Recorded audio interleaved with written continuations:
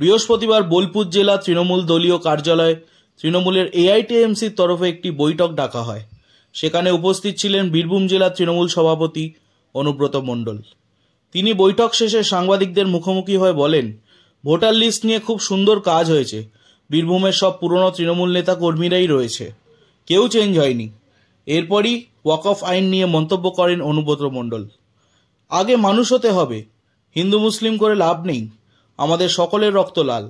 বোলপুরে এই ওয়াকফ আইন নিয়ে আগামী 19 তারিখ বোলপুর স্টেডিয়াম মাঠে একটি মিটিং হবে, সেই মিটিংয়ে আমিও থাকব। ভীত স্বতন্ত্র কেউই হবেন না। বৈঠক আছে, এটা আইএনটিসির মিটিং আছে, হ্যাঁ। প্লাস সব থেকে যেটা ব্যাপার, আমাদের যে ভোটার লিস্টে যে আজ পর্যন্ত ট্রেনিং চলছিল, সেই ট্রেনিং আমাদের কালকে শেষ হয়েছে এবং সুন্দরভাবে শেষ হয়েছে এবং খুব ভালো কাজ হয়েছে এবং বীরভূম জেলাতে খুব ভালো কাজ করেছে আইপ্যাক, এটা অস্বীকার করা যায় না। প্রত্যেক বিধানসভা ধরে ধরে, প্রত্যেক ব্লক ধরে ধরে, প্রত্যেক অঞ্চল ধরে ধরে ট্রেনিং হয়েছে।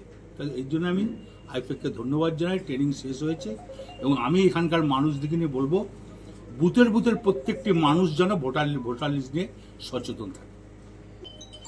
যেহেতু ওয়াকফ তো সম্পূর্ণকাল মমতা ব্যানার্জি মিটিং করেছে, মমতা ব্যানার্জি দেখছে। আমার একটাই বক্তব্য, মানুষ হন, হিন্দু মুসলমান করেন না। আমার রক্তও যা, একটা মুসলমানের রক্তও তাই। ডিস্কো বসে রয়েছে, ও তো মুসলমান, ওর রক্তটা না হোক আর আমার রক্তটা না হোক, কি সুইত্র রক্তটা না হোক। কোনো ডাক্তার যদি বলে দেয় এটা হিন্দুর রক্ত, ওটা মুসলমানের রক্ত, আমি আর দল করব। আলোচনা হয়েছে, ওরা ওয়াকফের যারা লোকজন এসেছিল কালকে, তারা ডাকবাংলার মাঠে মিটিং, যেটা স্টেডিয়াম মাঠে ওরা মিটিং করবে, আর ডাকবাংলার পাশের মাঠে ওরা বাস রাখবে। ওটা সুন্দর, তারা করতেই পারে না। বোলপুরের ভিতর সঙ্গ হবে কেন?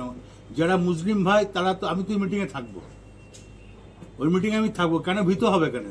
আমার মুসলমান ভাইটাও আমার ভাই, হিন্দু ভাইটাও আমার ভাই।